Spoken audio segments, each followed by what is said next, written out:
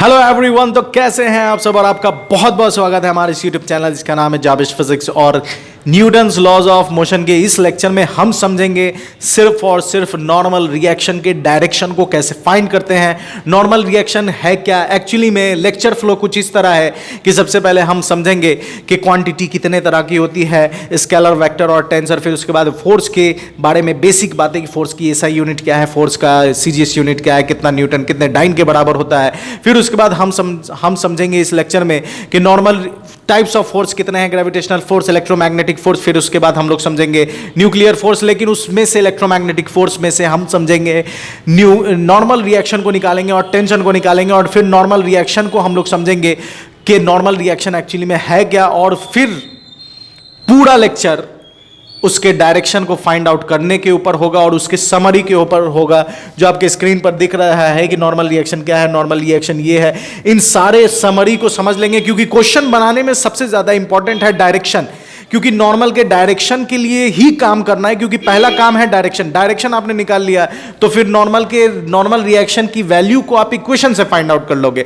तो इक्वेशन से जब आप फाइंड आउट कर लोगे तो इक्वेशन तो बाद में समझेंगे, लेकिन इक्वेशन लगाने लायक आपको क्या लगाना होगा, नॉर्मल का डायरेक्शन। तो ये पूरा लेक्चर फ्लो आप देख सकते हैं कि नॉर्मल के डायरेक्शन को समझने और फाइंड आउट करने और उससे रिलेटेड कुछ बेहतरीन सवालों तक जाता है। तो एंड तक देखें और अपने नॉलेज को बढ़ाएं और शेयर, लाइक, सब्सक्राइब, अपने फ्रेंड सर्कल में रिकमेंडेशन जरूर करें और जितना हो सके मुझे सपोर्ट करें। तो चलिए, न्यूटन्स लॉज ऑफ मोशन, ठीक है, हम पढ़ रहे हैं Newton's laws of motion. Newton's laws of motion में जो इस लेक्चर में हम बस समझेंगे क्या क्या, तो बेसिक चीजें। और ये जो चैप्टर है, ये चैप्टर किसके बारे में बताता है, तो this tells us about force. किसके बारे में बताता है? फोर्स के बारे में बताता है, ठीक है। किसके बारे में बताएगा? फोर्स के बारे में बताएगा। अब जब ये फोर्स के बारे में बताता है तो बेसिकली क्वांटिटीज कितने तरह की होगी? बेसिकली क्वांटिटीज आर ऑफ, कितने तरह की क्वांटिटीज होती है? Basically quantities are of 3 types, ठीक है, 3 टाइप्स। कौन कौन सा? तो पहला होता है स्केलर, ठीक है, दूसरा होता है वेक्टर और तीसरा होता है टेंसर, ठीक है। स्केलर, वेक्टर और टेंसर। स्केलर में सिर्फ और सिर्फ ओनली मैग्नीट्यूड, स्केलर में सिर्फ और सिर्फ क्या होगा? मैग्नीट्यूड होगा। वेक्टर में क्या क्या होता है? तो मैग्नीट्यूड होगा, ठीक है, डायरेक्शन होगा और साथ में डायरेक्शन के साथ साथ ये इट फॉलोज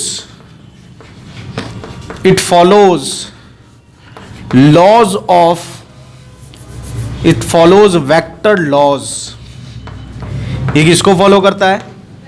वेक्टर लॉज को फॉलो करता है। अब बचा टेंसर, तो टेंसर के पास मैग्नीट्यूड है, डायरेक्शन भी है, ठीक है, डायरेक्शन भी है, लेकिन इट डजंट फॉलो, लेकिन ये फॉलो नहीं करता है किसको? It doesn't follow vector laws, ये वेक्टर लॉज को फॉलो नहीं करता है। नोट करो तो इतना।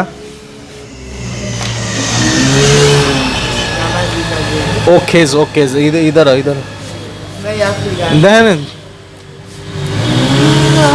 ठंडा में कहाँ घूम रहा है तुम? हैं तो एक का दूसरा का बीमार पड़ जाएगा तुम। डायरेक्शन और it doesn't follow vector laws, vector laws को फॉलो नहीं करता है। तो इसका एग्जाम्पल क्या हो जाएगा कि कौन सी ऐसी क्वांटिटी है जो वेक्टर को टेंसर क्वांटिटी, तो इसका एग्जाम्पल हो जाएगा आपको करंट। बेस्ट एग्जाम्पल इसका क्या है? करंट। और जब आप करंट पढ़िएगा क्लास 12th में तो आपको समझ में आएगा कि करंट के पास दोनों ही चीज़ें, जैसे एक एग्जाम्पल ले सकते हैं कि करंट एक टेंसर क्वांटिटी, मान लीजिए ऐसा कुछ है और दो तार है और दोनों के बीच में कितना डिग्री बन रहा है, 90 डिग्री। अब दोनों के बीच में 90 डिग्री है तो इधर से मान लीजिए 4 एम्पियर करंट आ रही है और इधर से अगर मान लीजिए 6 एम्पियर या 3 एम्पियर करंट जा रही है, तो इधर कितनी एम्पियर, कितना करंट होगा, कितना का, तो 4 3 7 एम्पियर।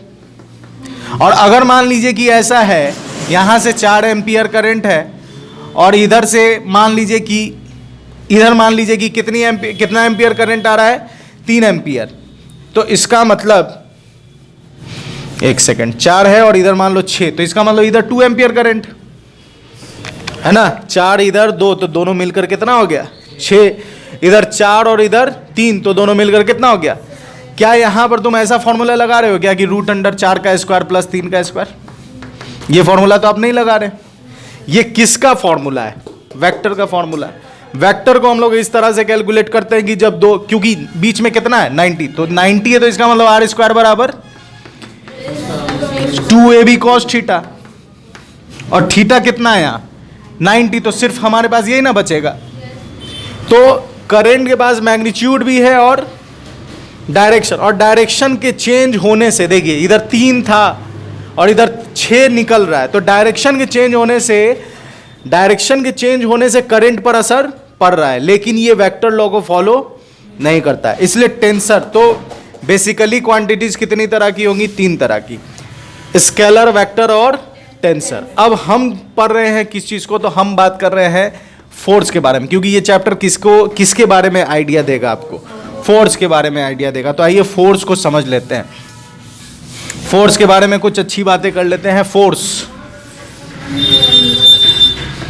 फोर्स कैसा क्वांटिटी, फोर्स के बारे में तो इट इज वेक्टर क्वांटिटी। अब जब ये वेक्टर क्वांटिटी है, अब देखिए यहीं से आपका बहुत सारा काम आसान हो जाएगा और बहुत लोगों के लिए भारी हो जाएगा। क्यों भारी होगा और क्यों आसान होगा। फोर्स कैसा क्वांटिटी, वेक्टर क्वांटिटी। अब वेक्टर क्वांटिटी है तो इसका सारा कैलकुलेशन किस पर होगा, वेक्टर मतलब रिजोल्यूशन ऑफ वेक्टर, उसके बाद addition of vector, parallelogram law of vector addition, triangle law, उसके बाद रिजोल्यूशन, है ना, लेमेस थ्योरम, ये सारी चीजें इस पर अप्लाई हो जाएगी। मतलब वेक्टर, जैसे ही वेक्टर आ गया तो इसका सारा कैलकुलेशन किस पर होगा। अब बच्चा इसको आसानी से बनाएगा कैसे, क्योंकि उसका वेक्टर पर कमांड है, और अगर किसी का वेक्टर पर कमांड नहीं है, वो भूल चुका है, तो उसको लगेगा कि ये खतरनाक चीज है। बात समझ में आ रही है। तो कैसे कनेक्ट हो रहा है ये बात समझ में आ रही। इसमें आप कुछ नया नहीं पढ़िएगा, बस आप देखिएगा कि सारा हिसाब किससे हो रहा है। आप कहिएगा कि वेक्टर रिपीट हो रहा है, तो वेक्टर और कैलकुलस आराम से पढ़ाए थे। आराम से क्यों पढ़ाए थे, क्योंकि बेस है ये। मैक्सिमम जगह अभी तुमको फील होगा कि अरे ये तो इसी चैप्टर में तुमको मोमेंटम मिलेगा। मोमेंटम भी कैसा क्वांटिटी, वेक्टर, उसका भी सारा काम आप किससे कैसे कीजिएगा, वेक्टर से।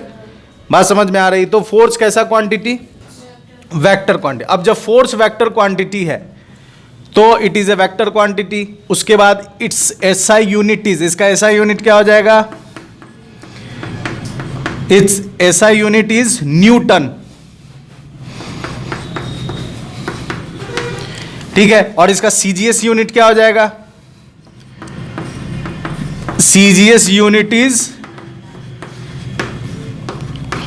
डाइन, है ना। 1 न्यूटन कितने डाइन के बराबर, 10⁵ डाइन के बराबर। 1 न्यूटन कितने डाइन के बराबर, 5 डाइन के बराबर। बात समझ में आ रही। अब मान लीजिए इस पर एक न्यूटन कितना के बराबर होता है, 10⁵ डाइन के बराबर होता है। ऐसा यूनिट न्यूटन है। और 1 न्यूटन को अगर हम ऐसे भी लिख सकते हैं, 1 न्यूटन बराबर केजी मीटर पर सेकेंड स्क्वायर। 1 डाइन को हम ऐसे लिख सकते हैं, ग्राम सेंटीमीटर पर सेकेंड स्क्वायर। अच्छा, इसका डायमेंशनल फॉर्मूला क्या हो जाएगा, तो इसका डायमेंशनल फॉर्मूला हो जाएगा m1 L1 और t कितना, t-2। बात समझ में आ रही। तो ये फोर्स के बारे में बात हो गई। अब कुछ बेसिक फोर्स के बारे में बात कर लेते हैं। देखिए ध्यान से, क्या इतने में दिक्कत है, इतने में कोई परेशानी एकदम बेसिक चीज है, वही सब बता रहे हैं आज। Types of force, types of force, types of force क्या है देखिए ध्यान से। पहला इसमें आ जाएगा आपको सबसे बेसिक फोर्स जो आप नहीं पढ़ के भी जानते हैं, वो कौन सा फोर्स है बताइए? ग्रेविटेशनल फोर्स, गुरुत्वाकर्षण। ये क्योंकि आप यूज टू हैं इससे और फील करते हैं हर जगह, तो सबसे पहले क्या आ गया? Gravitational force. तो ये जो फोर्स है, इस फोर्स के बारे में आप डिटेल में पढ़िएगा कहां? चैप्टर में, जो पार्ट 1 का लास्ट चैप्टर है ग्रेविटेशनल फोर्स, वहां आप पढ़िएगा ग्रेविटेशन। और ग्रेविटेशन के बारे में आपको काइनेमेटिक्स में भी बताए थे, मोशन अंडर ग्रेविटी में, कि कितना रेंज तक जो क्वेश्चन होगा वो आप इससे सॉल्व कीजिएगा काइनेमेटिक्स से। और कितना? 2 किलोमीटर तक बताए थे ना, कि 2 किलोमीटर से अगर कम है तो आपको काइनेमेटिक्स से सॉल्व करना है, और 2 किलोमीटर से ज्यादा होगा तो आपको ग्रेविटेशन वाला चैप्टर में कंजर्वेशन ऑफ एनर्जी हम लोग पढ़ेंगे, वहां उसके माध्यम से हम लोग सॉल्व करेंगे। अब ग्रेविटेशनल फोर्स, इसका फॉर्मूला क्या था? F बराबर G m1 m2 by r square. 9th class में मिला होगा शायद, है ना? F बराबर G m1 m2 by r square. उसके बाद आता है इलेक्ट्रोमैग्नेटिक फोर्स, इलेक्ट्रोमैग्नेटिक फोर्स, ठीक है? इलेक्ट्रोमैग्नेटिक फोर्स, तो इसके अंदर 2 फोर्स आएगा, ठीक है? इसके अंदर 2 फोर्स आता है। एक आता है electrostatic force, electrostatic force, electrostatic force मतलब F बराबर K Q1 Q2 बाई, ये आप पढ़िएगा 12th का चैप्टर 1। Q1 Q2 क्या है? चार्ज है। ध्यान से देखो तो सेम सेम है, फॉर्मूला का पैटर्न सेम है, G m1 m2 by r square और K Q1 Q2 by r square. Electrostatic force के बाद आता है magnetic force, electromagnetic force, electromagnetic force, electromagnetic force, इसका फॉर्मूला हो जाता है F बराबर B q v sine theta. ये भी आप पढ़िएगा 12th में। B हो गया मैग्नेटिक फील्ड, Q हो गया चार्ज, V हो गया वेलोसिटी, और थीटा हो गया किसके बीच का? मैग्नेटिक फील्ड और वेलोसिटी के बीच का। तो ये आप मैग्नेटिज्म में पढ़िएगा क्लास 12th में। तो ये हो गया 2। और तीसरा जो होता है वो होता है न्यूक्लियर फोर्स। कैसा फोर्स? अब नाम इसका न्यूक्लियर है, तो ये कहां लगता होगा? इसका आइडिया आपको लग गया होगा, न्यूक्लियस में। कहां लगता है? It acts inside nucleus, inside nucleus, ठीक है? ये कहां लगता है? न्यूक्लियस। और किसके बीच में लगता है? Between nucleons. न्यूक्लियॉन्स मतलब न्यूट्रॉन या फिर प्रोटॉन। न्यूक्लियॉन्स न्यूट्रॉन और प्रोटॉन को ही ना बोलते हैं। तो ये किसके बीच में लगता है? न्यूट्रॉन और प्रोटॉन के बीच में लगता है। कोई दिक्कत इतना में? ये बेसिकली आपने कितना टाइप देख लिया? 3 टाइप का फोर्स देख लिया, ग्रेविटेशनल फोर्स, इलेक्ट्रोमैग्नेटिक फोर्स और न्यूक्लियर फोर्स। अब इसमें है ना, पहले इतना नोट कर लीजिए फटाक से, तो फिर आगे बताते हैं। पहले इतना नोट, फोर्स हमने निकाल लिया, ग्रेविटेशनल फोर्स, इलेक्ट्रोमैग्नेटिक और न्यूक्लियर फोर्स। अब इसमें हम बात करें अगर, तो इस फोर्स की अगर हम बात करें, इलेक्ट्रोमैग्नेटिक फोर्स, ठीक है? किसको लिख ले रहे हैं? इलेक्ट्रो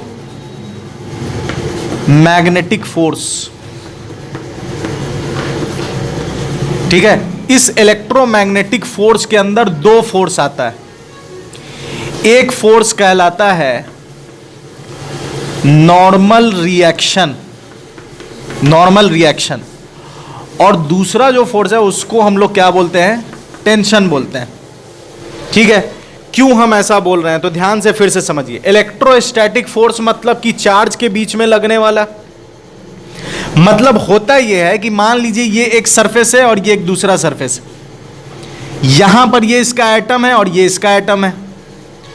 अब ये दोनों एटम जब एक दूसरे के कांटेक्ट में रहता है, मान लीजिए ये एटम 1 हो गया और ये एटम 2 हो गया, तो इस दोनों एटम को जब हम कांटेक्ट में लाते हैं तो ये दोनों एटम एक दूसरे को कंप्रेस करने का काम करता है, दबाने का काम करता है ना? कंप्रेस करने का मतलब कि ये A वाला 2 को इधर ढकेलेगा, तो ये हो गया 2 पर 1 की वजह से, एटम 2 को दबाया जा रहा है किसके वजह से?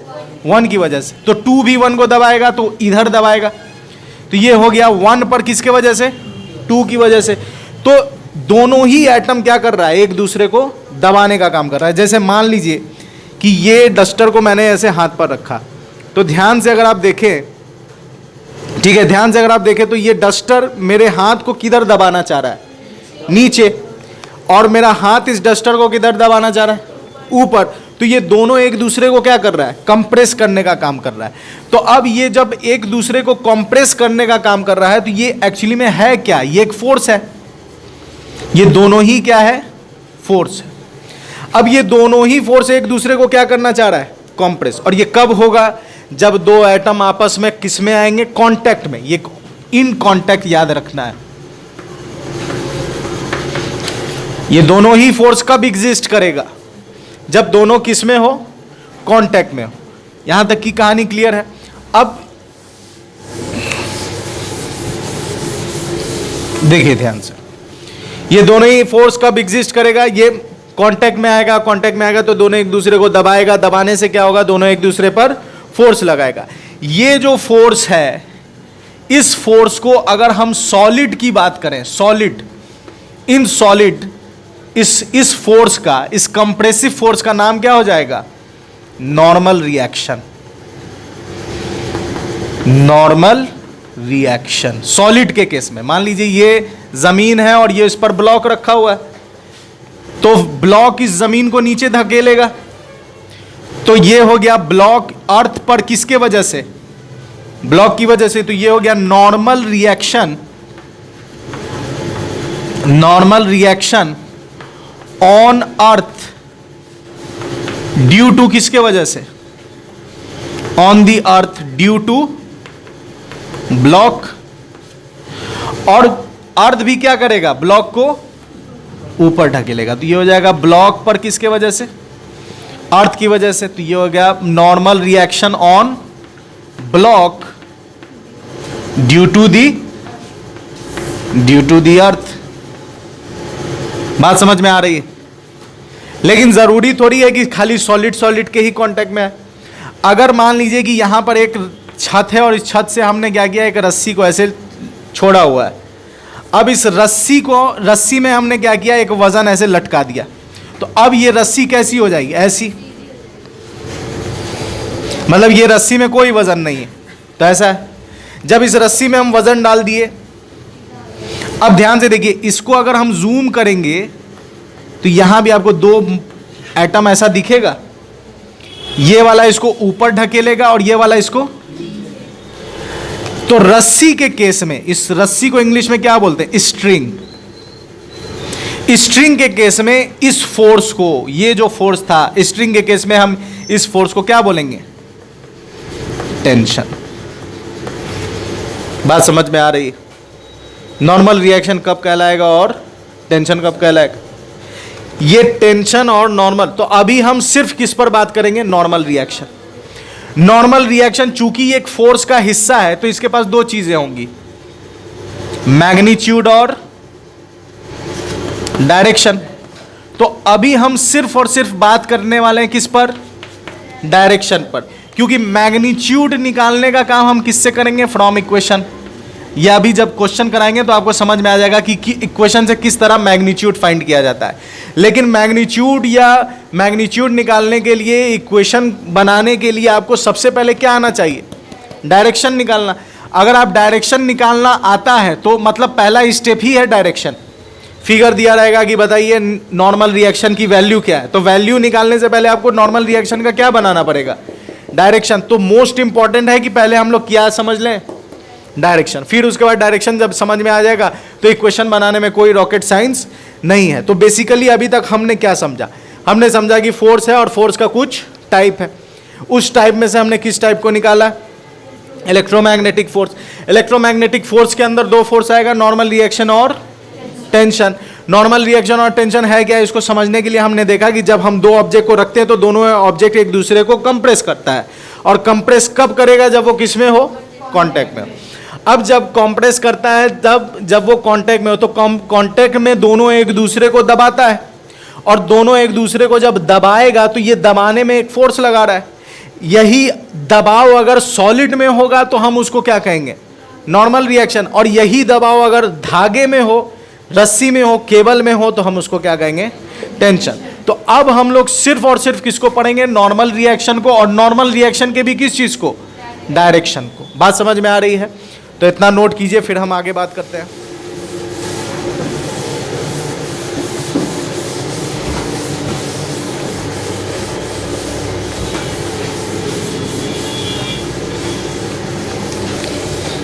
चलिए अब बात कर रहे हैं हम किसके बारे में,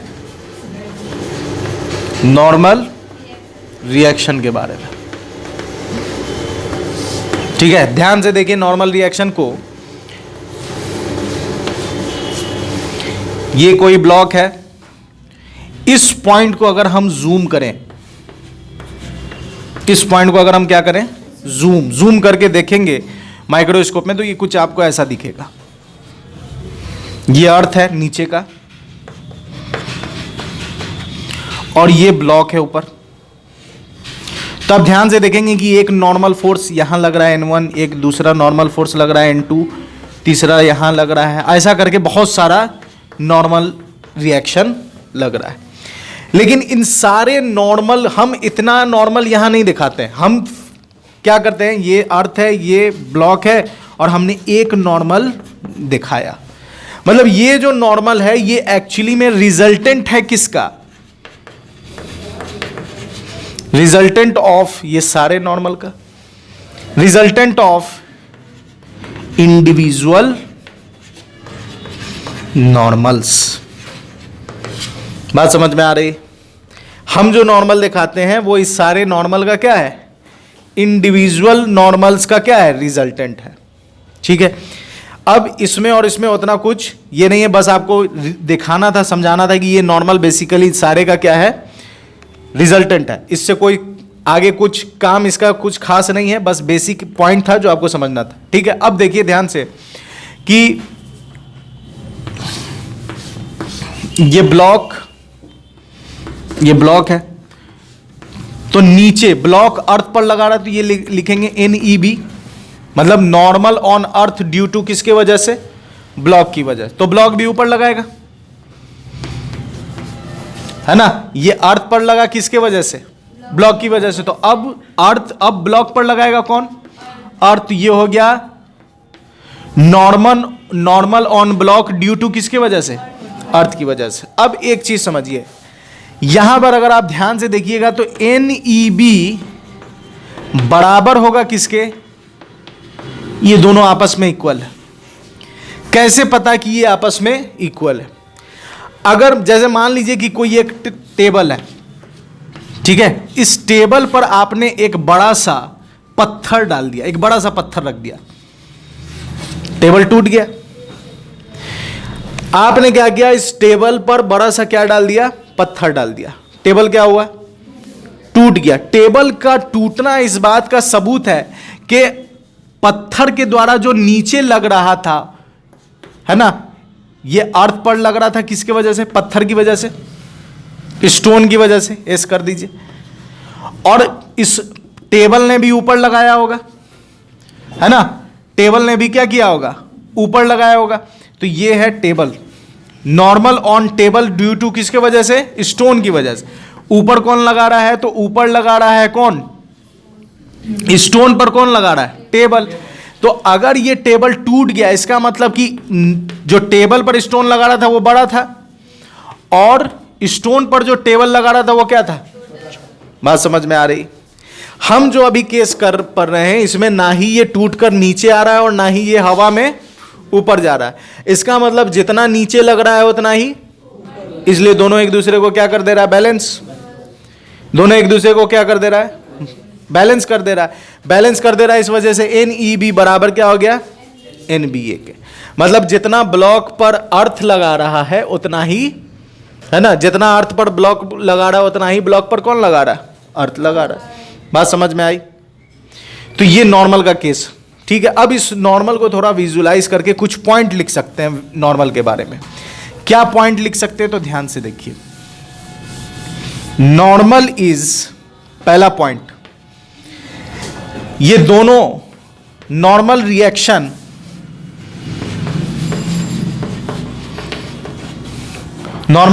इज इक्वल इन मैग्नीट्यूड। क्या ये पहला पॉइंट देखने को मिल रहा है? ये दोनों मैग्नीट्यूड में कैसा है? इक्वल। क्योंकि अभी बताएं कि क्योंकि एक भी अगर बढ़ेगा तो उसके तरफ मूवमेंट आ जाएगा, है ना। जैसे मान लो कि इस डस्टर को अगर हम यहां रख रहे हैं, तो रख रहे हैं इसका मतलब कि जितना डस्टर हाथ पर लगा रहा है उतना ही हाथ डस्टर पर लगा रहा है। लेकिन अगर मान लीजिए कि भारी पत्थर रखेंगे तो और सीधे मेरा हाथ नीचे, इसका मतलब कि जो डस्टर नीचे लगा रहा है वो ज्यादा है और मेरा हाथ उससे कम लगा रहा है। बात समझ में आई? लेकिन यहां जो केस है वो ये वाला है कि जितना डस्टर लगा रहा है उतना ही मेरा हाथ भी लगा रहा है। तो पहला केस की नॉर्मल रिएक्शन क्या हो गया?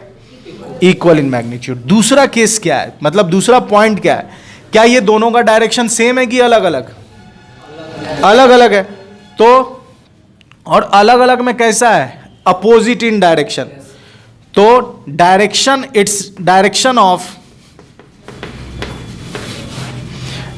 Of normal reaction is opposite.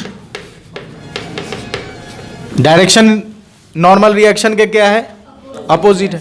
अच्छा, ये दोनों एक ही बॉडी पर लग रहा है या अलग अलग बॉडी पर लग रहा है? ध्यान से सोचो, एक बॉडी पर कि अलग बॉडी पर? अलग अलग। डस्टर कहां लगा रहा है?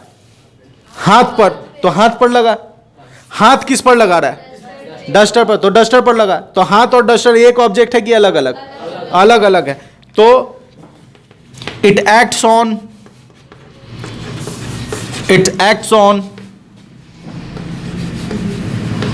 different bodies। ये कहां लगता है? तो इससे 3 पॉइंट देखने को मिला। पहला पॉइंट क्या है? Normal reaction is equal in magnitude. दूसरा पॉइंट क्या देखने को मिला कि direction of normal reaction is opposite.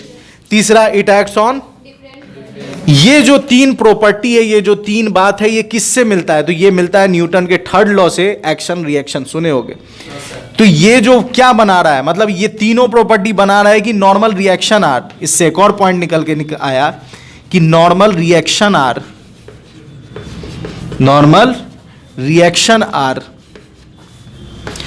Action reaction pair. Normal reaction क्या है? Action reaction pair. क्या बात समझ में आ रही? इतने में कोई दिक्कत नहीं ना? अब ध्यान से देखिए।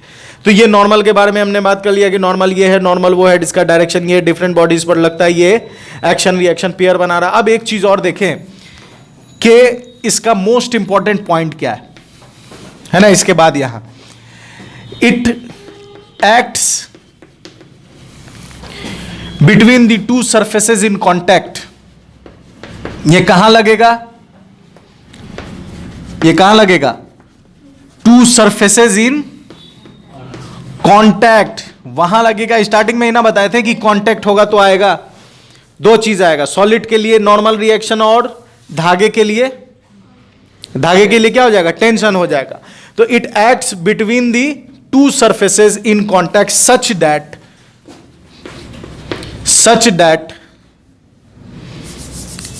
it acts between the two surfaces in contact perpendicularly such that they tries to क्या करना? tries to compress the body। यही ना बताए थे स्टार्टिंग में कि दोनों एक दूसरे पे के कांटेक्ट में आता है तो दोनों एक दूसरे को क्या करना चाहता है? कंप्रेस करना चाहता है। तो नॉर्मल का काम क्या है? ध्यान से देखो, तो ब्लॉक अर्थ को कंप्रेस करना चाह रहा है, अर्थ ब्लॉक को कंप्रेस करना चाह रहा है। दोनों कैसा लगेगा जब कांटेक्ट में आएगा और कैसा लगेगा? परपेंडिकुलरली। तो ये कैरेक्टरिस्टिक है किसका? ये प्रॉपर्टीज है किसका? नॉर्मल रिएक्शन का। बात समझ में आ रही? कोई दिक्कत इतना में, है ना? तो इतना नोट कीजिए। फिर और बताने के बाद देखिए कुछ पॉइंट और है, ठीक है। अब एक पॉइंट और समझते हैं। अब यहां के बाद एक पॉइंट और समझिए, ध्यान से देखिए।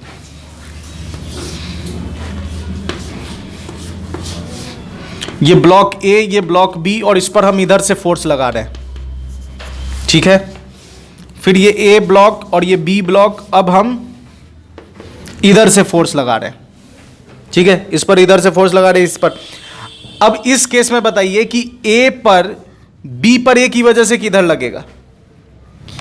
बी पर ए इधर ढकेलेगा इसको, याद रखिए कंप्रेस, दबाने का काम करता है, तो ये इसको इधर दबाएगा, तो ये लगा इधर बी पर, किसके वजह से?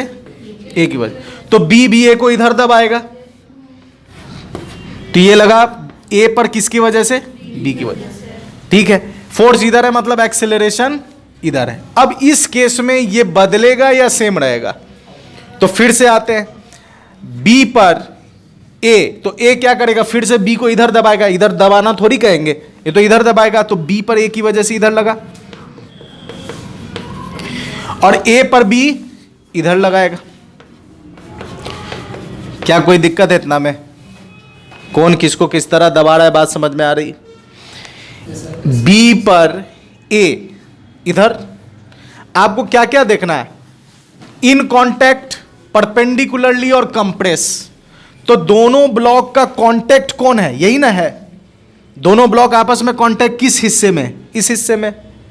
अब इस हिस्से में, तो इसी हिस्से में ना दबाव महसूस होगा, तो ए वाला इधर दबाएगा तभी तो दबाना कहेंगे, इधर वाले में तो सेपरेशन हो जाएगा। ए वाला अगर इधर आ जाए तो इसका मतलब ये बी ब्लॉक, ये ए ब्लॉक, ए अगर इधर आ जाए तो दोनों में जगह आ गया, गैप आ गया, तो इसको कंप्रेशन थोड़ी कहेंगे। तो बी ए इधर दबाएगा, तो बी पर ए की वजह से इधर लग रहा है, ए पर बी की वजह से इधर लग रहा है। बात समझ में आ रही? तो अब फोर्स हम किधर लगा रहे थे? इधर। तो इस केस में एक्सेलरेशन किधर होगा? इधर। अब आप ध्यान से देखिए, क्या एन बी ए की डायरेक्शन चेंज हुई? एन ए बी की डायरेक्शन चेंज हुई? तो इससे एक कंक्लूजन और निकला कि डायरेक्शन ऑफ नॉर्मल जो होगा, direction of normal is fixed and it is independent of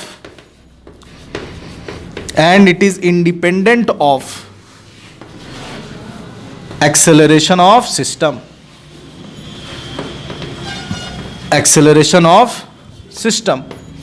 बात समझ में आ रही? सिस्टम किधर एक्सेलरेट कर रहा है उससे इसको कोई लेना देना नहीं है। जिधर किधर भी रहे, जो नॉर्मल का डायरेक्शन होगा वही फिक्स्ड होगा।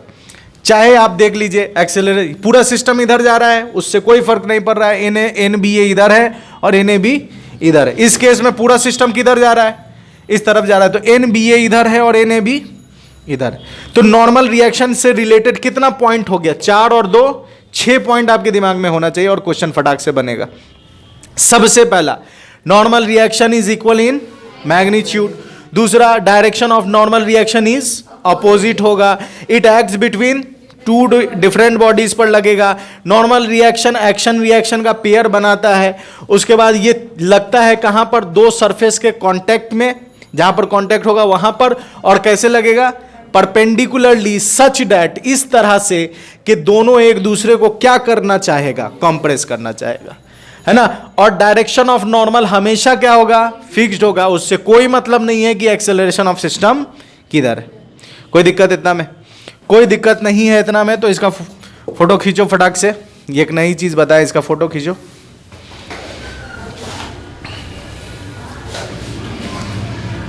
स्क्रीनशॉट लीजिए, फोटो खींचिए, नोट कीजिए, ठीक है। चलो, तो अब बनाते हैं कुछ क्वेश्चन ताकि आपका कॉन्सेप्ट क्लियर हो जाए। सिर्फ और सिर्फ हम बात कर रहे हैं किसके बारे में? डायरेक्शन के बारे में। एक पॉइंट और अभी जस्ट आपको मेरे दिमाग में आया, तो एक पॉइंट और देख लीजिए कि फोर्स की 3 चीजें इंपॉर्टेंट है। फोर्स की 3 चीजें इंपॉर्टेंट, फोर्स की 3 चीजें इंपॉर्टेंट है। कौन कौन सी? तो पहला मैग्नीट्यूड,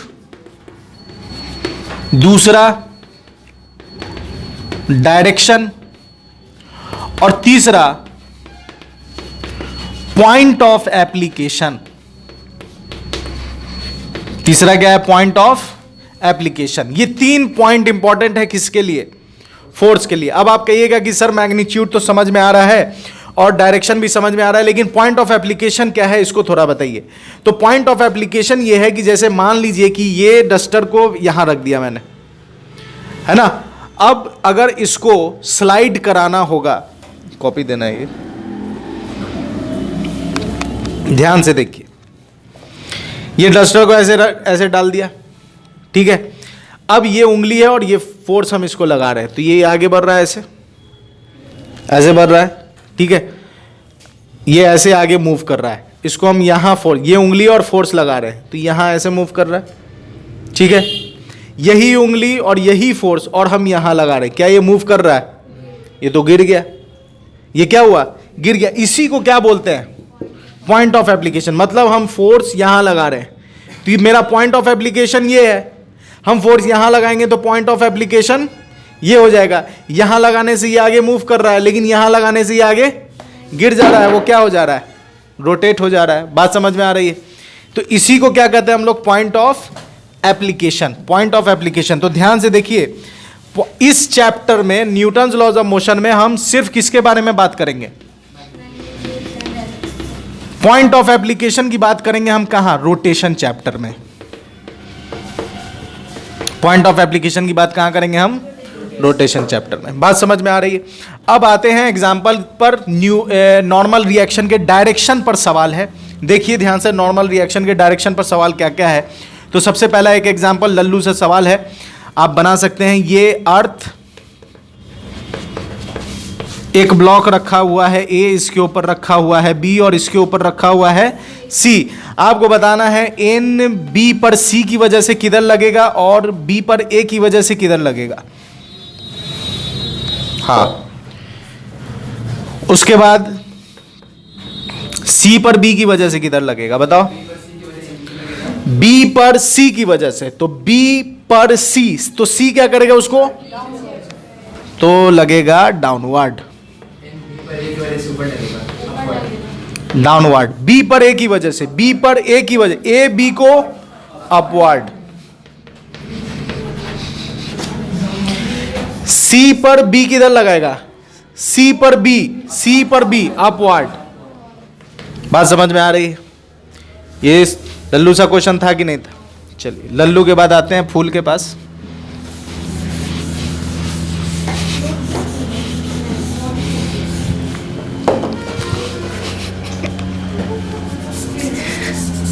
अब देखिए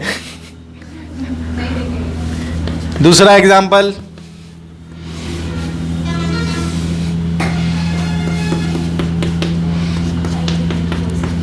ये दो दीवार है, ठीक है, दो दीवार, और इस पर एक गोला है, रेडियस मतलब एक स्फीयर है, स्फीयर। आपको बताना है नॉर्मल किधर लगेगा, कैसे लगेगा। आपको बताना है नॉर्मल किधर लगेगा और कैसे लगेगा। इसको मिटा देते हैं। फोटो न्यूटन स्क्रीनशॉट जो भी है ले चुके आप। देखो इस पर नॉर्मल रिएक्शन कैसे लगेगा। तो जो भी यहां डिटेल है, समरी है, जो भी है, इसको ध्यान से देखिए। कहां पर लगता है? तो सरफेसेस इन कांटेक्ट। तो पूरे में ध्यान से देखो, तो कांटेक्ट तो यहीं पर हो रहा है, कांटेक्ट तो यहीं पर हो रहा है। अब कांटेक्ट पर कैसे लगेगा? परपेंडिकुलरली। और आपको पता है कि किसी भी स्फीयर पर जो रेडियस होता है वो क्या होता है? परपेंडिकुलर होता है। रेडियस होता है वो क्या होता है? परपेंडिकुलर होता है, ठीक है। रेडियस परपेंडिकुलर होता है, तो इसका मतलब कि रेडियस मतलब जो नॉर्मल लगेगा वो कहां से पास होकर जाएगा? जो नॉर्मल होगा वो कहां से पास होकर जाएगा? सेंटर से, क्योंकि रेडियस सेंटर, जो रेडियस किसी भी सर्कल में जो रेडियस होता है वो रेडियस क्या है? एक टेंजेंट अगर हम ड्रॉ करें तो ये टेंजेंट पर रेडियस क्या होता है? परपेंडिकुलर होता है। तो सबसे पहले हमें नॉर्मल ड्रॉ करना था, तो सबसे पहले हमने देखा कि टू सरफेसेस इन कांटेक्ट, तो कांटेक्ट वाला पॉइंट हमने ढूंढ लिया, एक ये और दूसरा ये। अब ये कांटेक्ट है तो यहां से पास कहां से करेगा, तो आगे लिखा हुआ है परपेंडिकुलरली। परपेंडिकुलरली मतलब कि कहां से पास होना चाहिए, सेंटर से, तो ये सेंटर है तो ये कुछ ऐसा जाएगा और ये कुछ इधर से ऐसा जाएगा। बात समझ में आ रही है? ये नॉर्मल, इसका ये और इसका ये, मान लीजिए इसको वॉल 1 मान लेते हैं और इसको वॉल, तो ये N1 हो गया और ये N2 हो गया। बात समझ में आ रही है? कोई दिक्कत? चलिए अब एक सवाल और देख लेते हैं।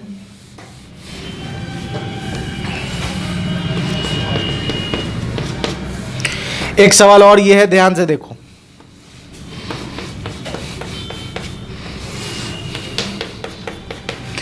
मान लीजिए ये दीवार, ये जमीन और ये दीवार, और यहां एक सीढ़ी ऐसे रखी हुई है, लैडर।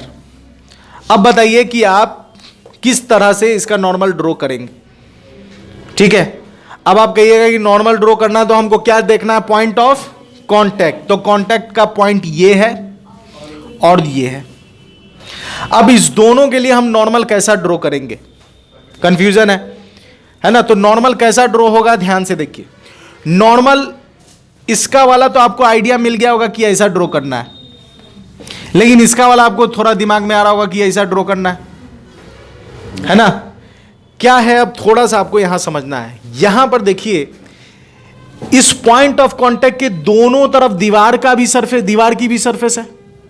ये पॉइंट ऑफ कांटेक्ट है तो दीवार दोनों तरफ है ना जी, और ये पॉइंट ऑफ कांटेक्ट है तो ये स्फीयर भी दोनों तरफ है। लेकिन यहां पर दीवार दोनों तरफ है लेकिन सीढ़ी एक पॉइंट पर। तो अब हम क्या करेंगे, जो नॉर्मल जो ड्रॉ करेंगे वो उसके लिए करेंगे जो दोनों तरफ हो। ठीक है, जब भी ऐसा सवाल आए तो आपको नॉर्मल किसके लिए ड्रॉ करना है, उस सरफेस के लिए जो किधर हो, दोनों तरफ हो। तो दोनों तरफ कौन है, दीवार। तो दीवार के लिए हम नॉर्मल कुछ ऐसा ड्रॉ करेंगे। यहां भी दोनों तरफ कौन है, दीवार, जमीन। तो नॉर्मल हम किसके लिए ड्रॉ करेंगे। बात समझ में आ रही है? बात समझ में आई? अब एक सवाल और देख लीजिए।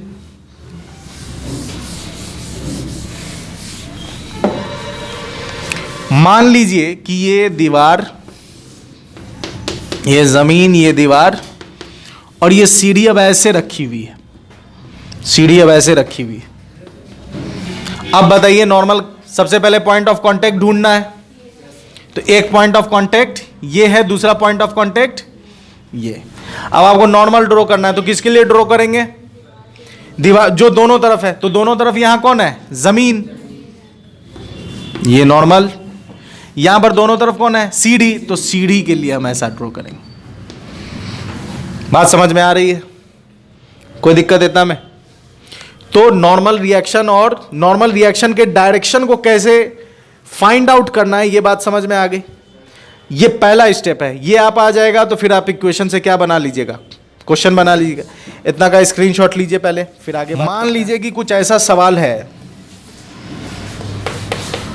एक सीढ़ी इधर से और एक सीढ़ी इधर से। अब नॉर्मल आपको ड्रॉ करना है।